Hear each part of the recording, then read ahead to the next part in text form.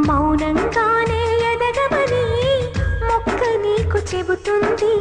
ఎదిగిన కొద్దీ ఒదగమని అర్థమందులో ఉంది.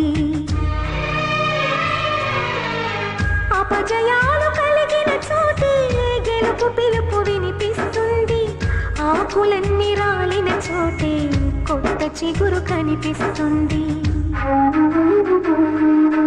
మౌనంగానే ఎదగమని మొక్క నీకు చెబుతుంది. ఎదిగిన కొద్దీ ఒదగమని అర్థమందులో ఉంది.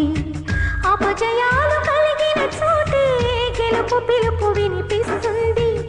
ఆకులన్నీ రాలిన చోటే కొత్త చిగురు కనిపిస్తుంది.